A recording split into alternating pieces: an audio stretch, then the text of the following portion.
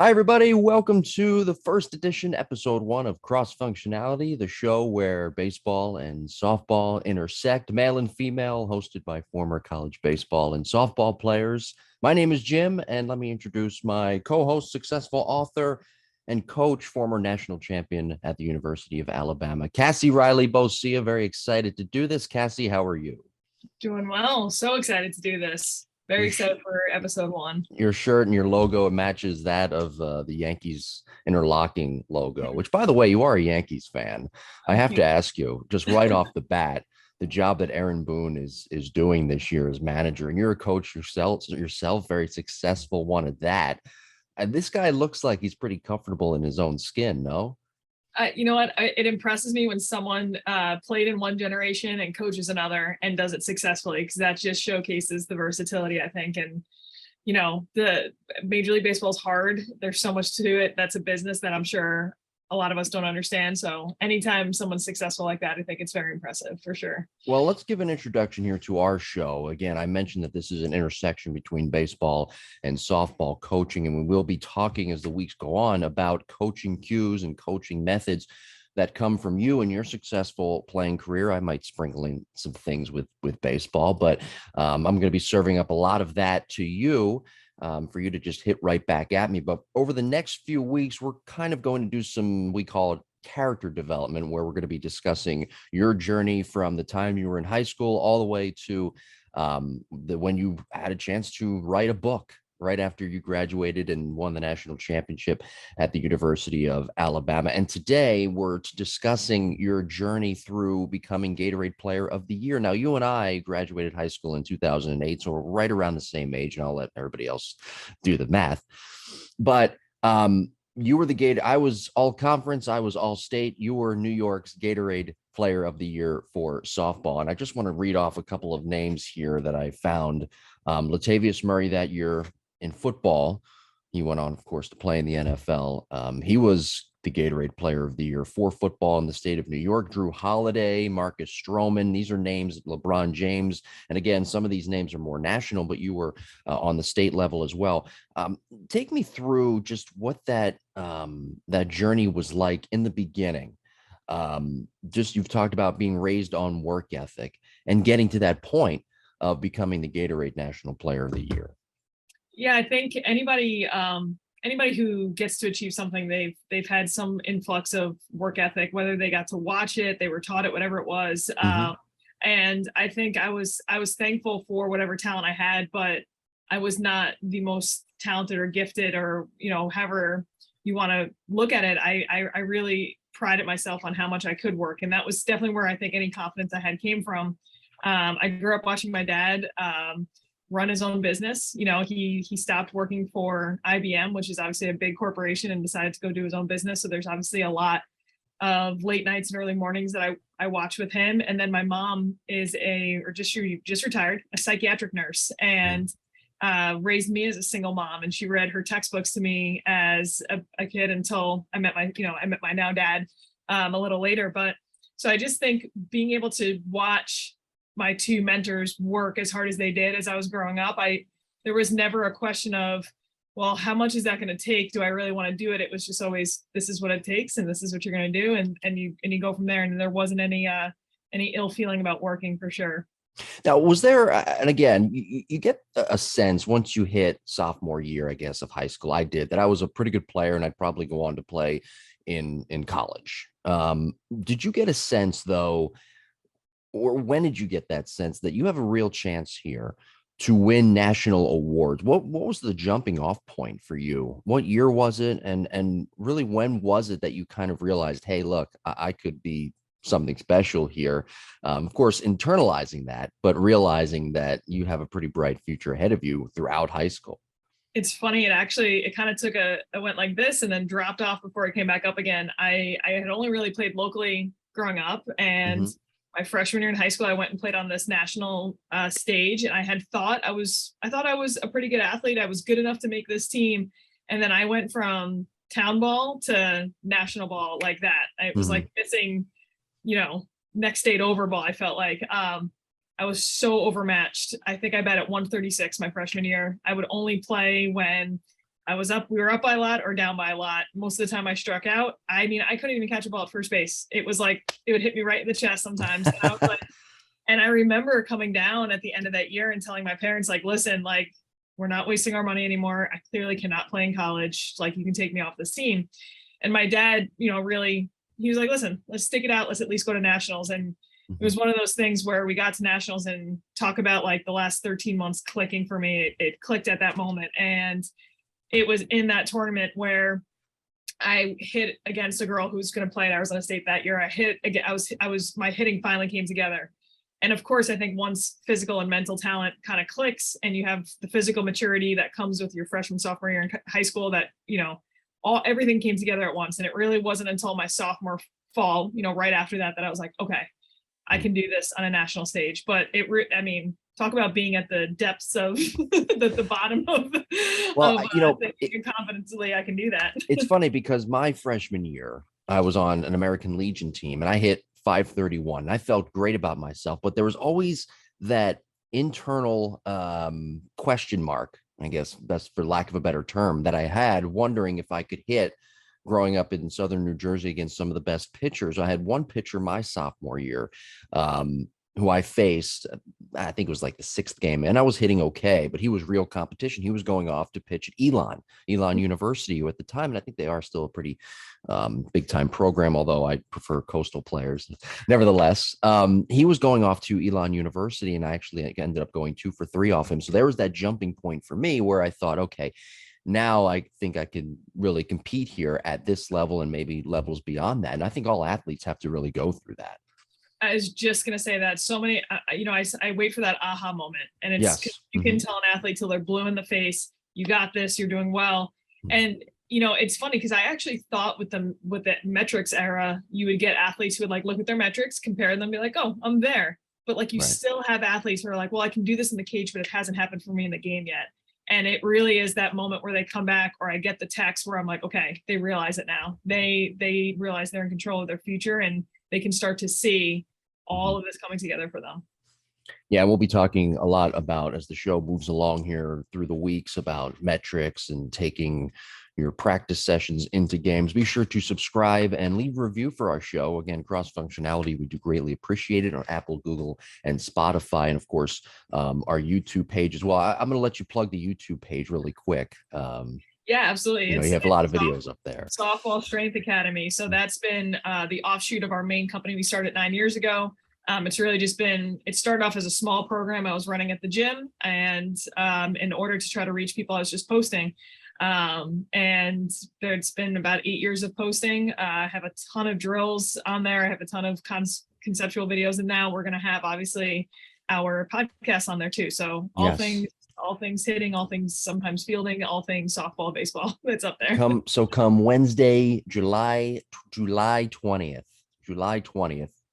the video version of the podcast, of course the audio, but the video version, you can watch us talk to each other and do this show as well. Now, growing into your senior year, and you mentioned this to me, I didn't actually know this, but you broke your foot.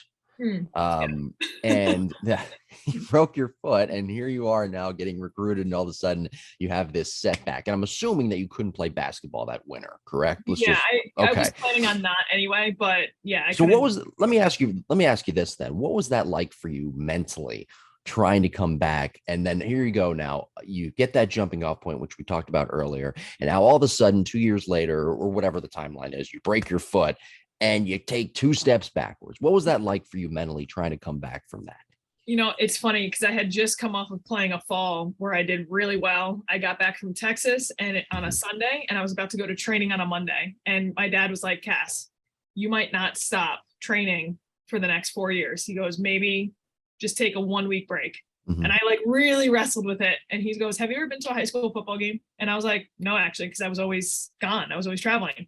He goes, this Friday, go to the high school football game. And I was like, you know what? Great idea. And after we were leaving, someone who was in our car was all the way down there. I jogged after them to be like, hey, our car's leaving. And there was just a hole next to the bleacher. And I broke my foot in doing that. So that it was such a freak incident, such a weird thing that happened. I wonder how mad you were at your father. Well, no, I told you I shouldn't have went. Well, and to boot too, I drove a stick shift, and I realized it was broken. I think when I went to go drive, and I had to stay in first gear the whole way. Yeah, that was one of the things where I was like, I was in such disbelief that it happened, how it happened.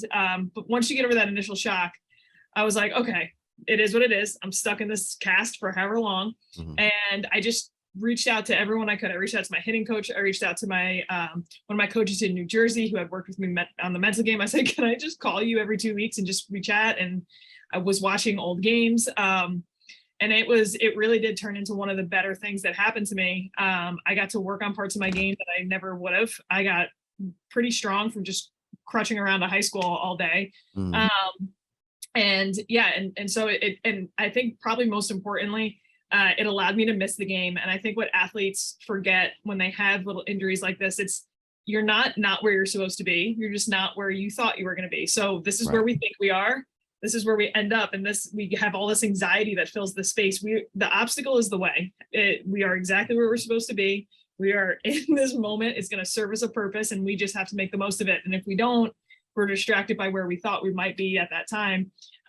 We're really going to miss the opportunity that might be in front of us. And it sounded like to me that was when you learned to live in the moment, not just athletically, but just in life in general, because there's only so much you can do with a broken foot. It's like having a broken arm. There's only really so much you can do physically. Yeah. And you know what, people can teach it to you. Coaches can coach you on it. And then you hit a moment where it's you and you, it's just you with yourself and your thoughts. And you're like, okay, what am I picking right now? Am I going to pick this, poor me, or am I going to pick a different path? And I really just kept thinking like it was gonna be my unfair advantage. I had some advantage, like how many people break their foot in the off season? Not many. I was like, okay, so I might have a chance to work on something that no one else is working on, or I might have it, as funny as it is, I saw being on crutches as an advantage, that I was being able to work on my upper body strength when everyone else was sitting in class. I don't know. So even if that wasn't the case, I was at least convincing myself it was the case. And that was certainly helping at the time. By the way, for somebody that was on the prom court, and I'm sure you were on the homecoming court too, but it said on your Alabama biography that you're on the prom court. You only went to one high school football game. I was a vice president. So okay.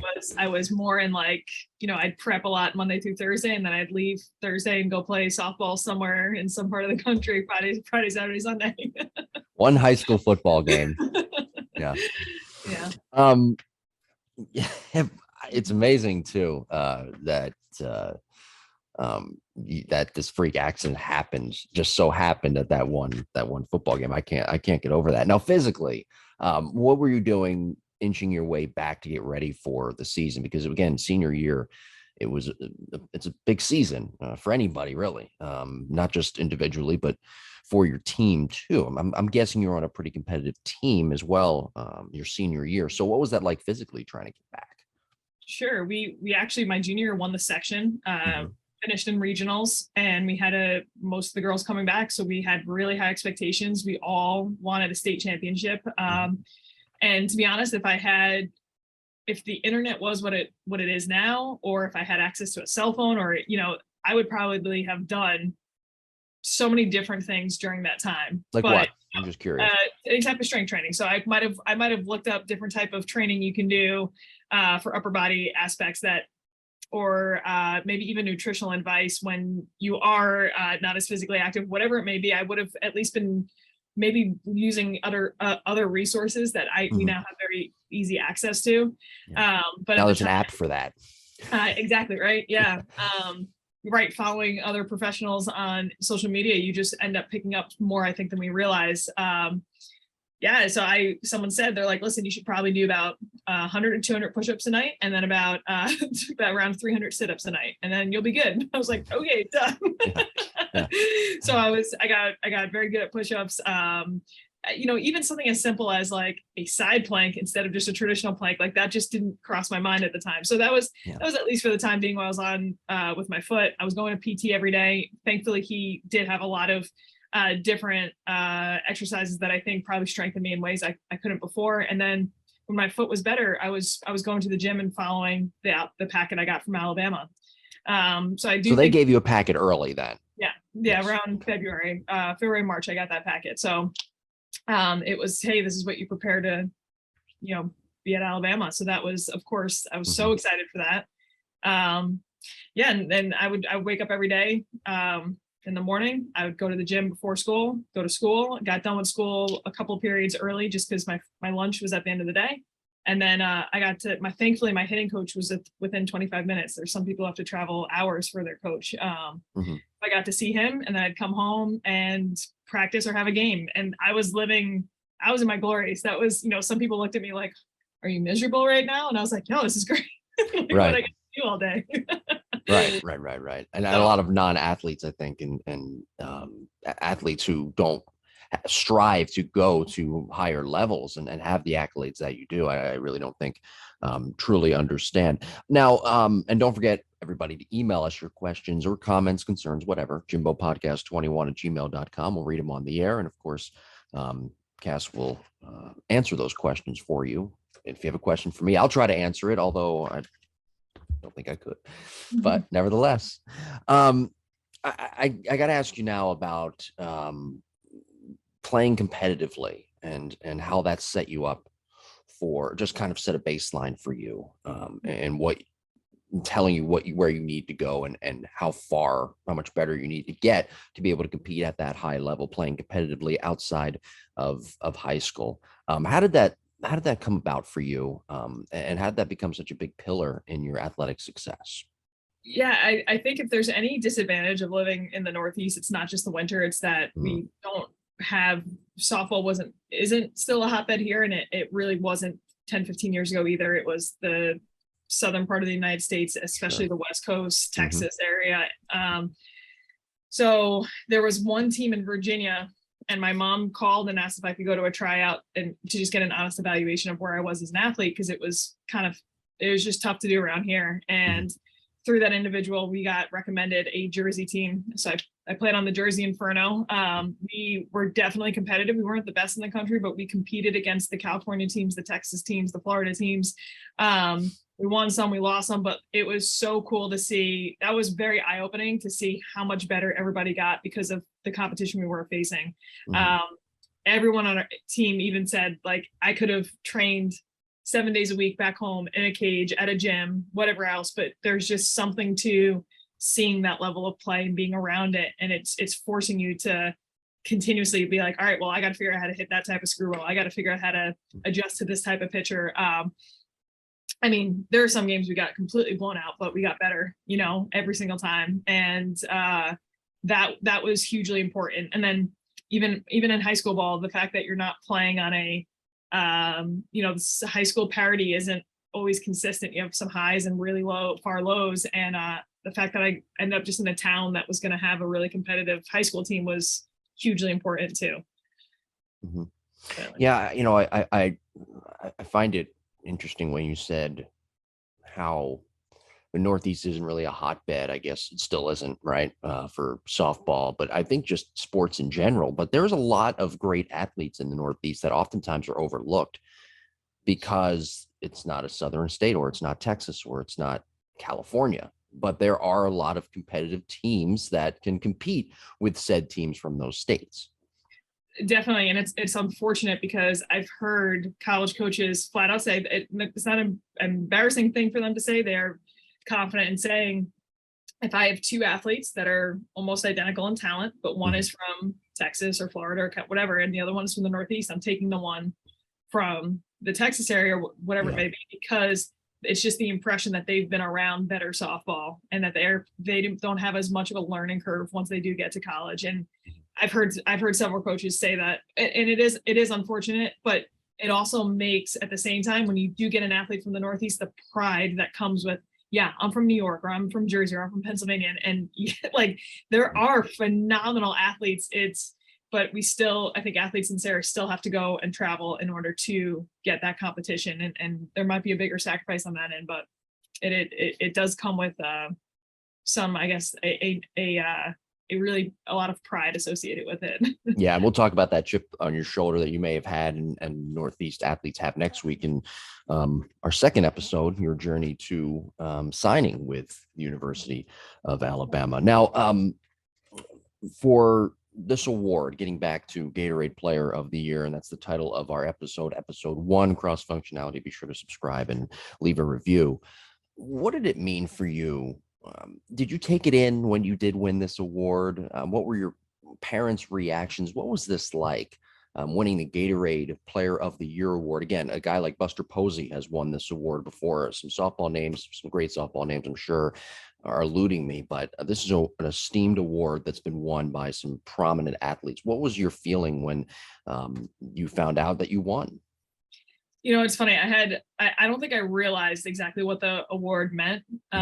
There was an athlete that was a senior when I was a freshman. Her name was Maddie Kuhn. She played for Horace Greeley.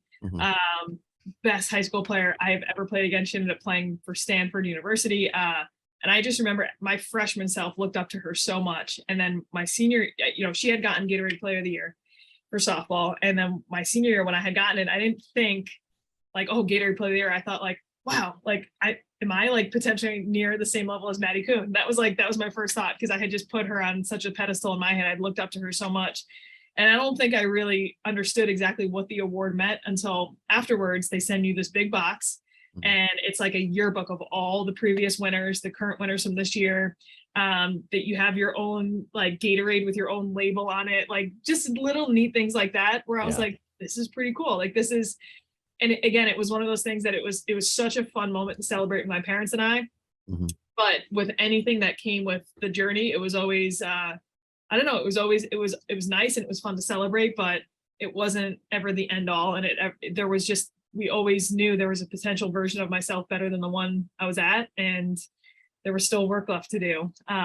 There was still something to be achieved, and it didn't come in a box, Yeah. So it was fun and it was exciting. And I think that Gatorade bottle is still floating around my parents' house. I was going to ask if you still have it. Yes, I did. I had a friend on one occasion think it was just a normal Gatorade bottle and almost drank it. But other than that, it's been kept in safekeeping. And then I think, I think there was like a cooler that came with it that my dad actually used. He was just so proud, and people would be like, "What's that from?" And he'd be like, "Well, my daughter." Yeah. I think we need to maybe see some of that paraphernalia in the weeks to come.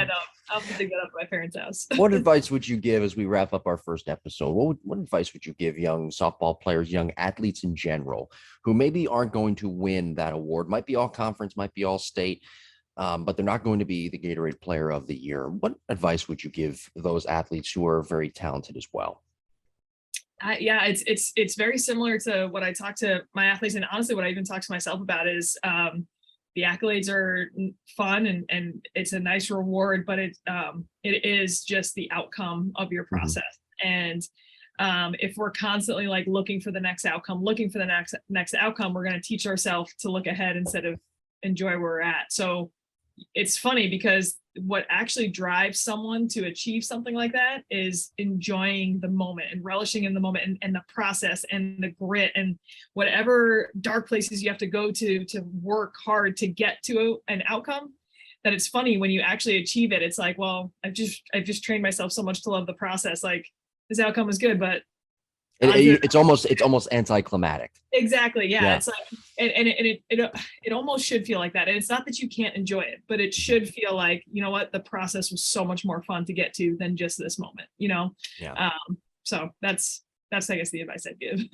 Yeah. It really goes to the point that when athletes say, well, enjoy the process, because sometimes, and you're exactly right, that process of trying to get better and trying to figure out and navigate a way to get and reach your potential, that's almost as fun as actually playing in the game, or if you want to call it the game of life, and or getting that reward, getting that promotion, getting that job that you really wanted. It was all part of that process. And again, like I mentioned, not to repeat myself, but it is a little bit anticlimactic, and you really have to enjoy the process, I think.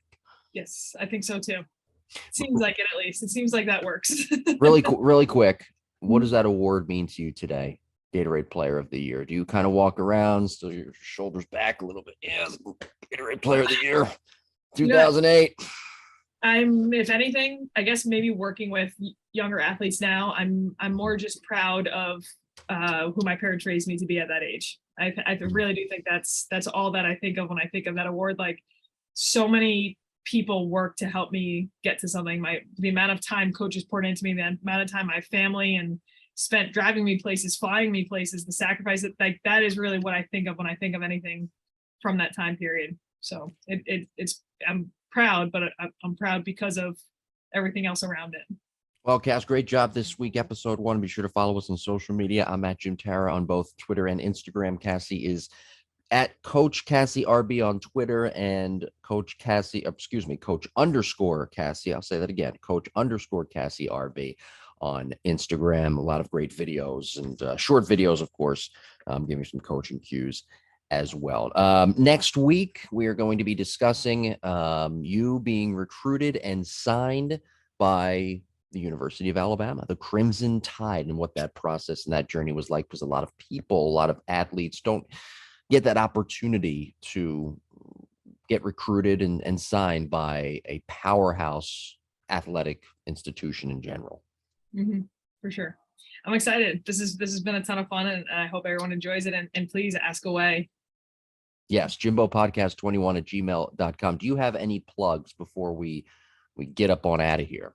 No, just social media accounts is the only other one is at Softball Strength Academy. So if you're looking for hitting specific stuff, you can find it on Softball Strength Academy. If you're looking for stuff that's really just specific to myself as a coach, that's the one Jim mentioned. So yeah, I'm so excited to connect with you guys on there.